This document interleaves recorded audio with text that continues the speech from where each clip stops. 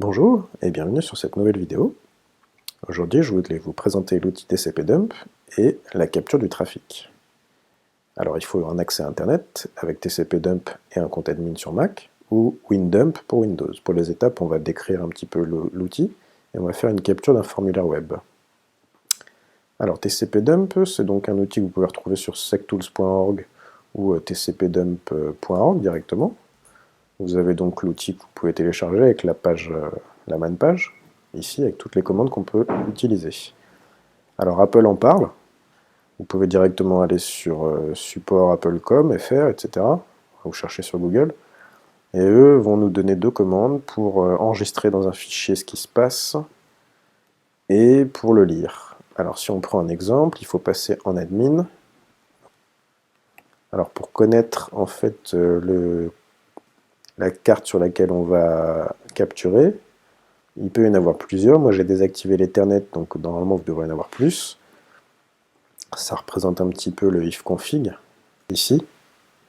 Donc on voit que le EN0 est désactivé. Donc on a le EN1, le P2, P0 et le loopback. Au final, celle-ci, seulement ici, on va mettre un 2 dans mon cas. Non, un 1, pardon. Je vais écrire dans le fichier sur l'utilisateur user dvi desktop file.pcap. Si je fais ça, admettons que j'aille sur Google, hop, j'arrête, il a capturé 207 paquets. Donc comment lire le contenu? On pourrait faire... Alors on va revenir sur leur site pour voir ce qu'ils nous disent. Ici, on peut faire ça. Par contre, il faut faire un sudo avant. Et là, je vais sur user dvi desktop file.pcap. Donc voilà la vision qu'on peut avoir du trafic qu'on capture via la commande donnée par Apple. Donc après, on pourrait en tester certaines. Donc les interfaces, on a vu, on les a comme ça. Quand on veut capturer sur une interface, on lui dit ou le EN1, ça marcherait aussi, ou 1.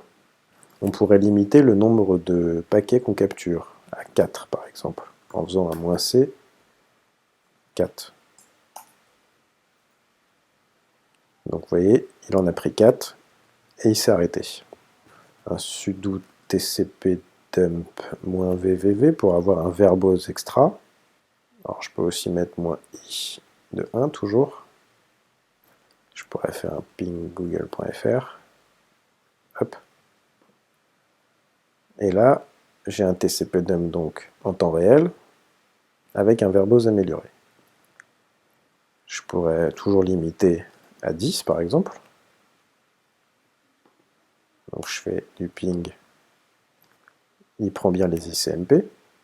On pourrait par exemple cibler un protocole précisément en faisant -n. Alors je pourrais prendre par exemple le protocole ARP.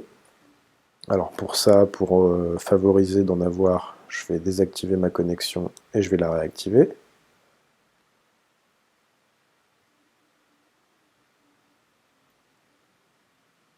Donc on voit bien les requêtes ARP qui passent. Je pourrais mettre une source par exemple, src 192.168.0.12. Et là, ce champ-là ici, il va être uniquement sur la source 192.168. Je pourrais faire pareil avec la destination, avec DST.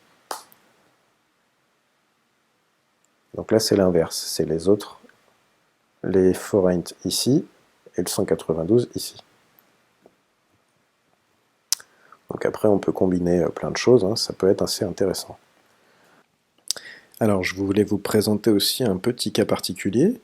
Alors, si on prend par exemple l'exemple de sites web sur lesquels on a des formulaires où les envois sont faits en clair, je vais prendre ce cas-là où je vais renseigner le nom d'utilisateur, le mot de passe. Je vais prendre aussi ce cas-là où je vais faire pareil.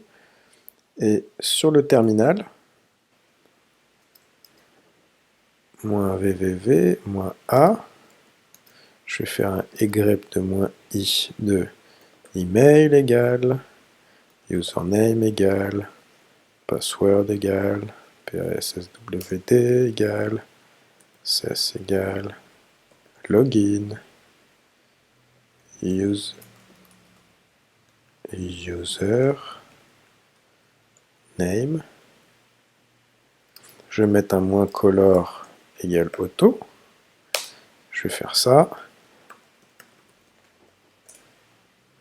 Ça listen. J'ai plus qu'à soumettre. Hop. Voilà. Je les ai déjà. Donc on voit bien qu'en capturant et en mettant un yrep sur certaines chaînes, quand le formulaire envoie quelque chose en clair, on peut avoir le nom d'utilisateur là, qui est email, et le password dans les deux cas, qui sont là.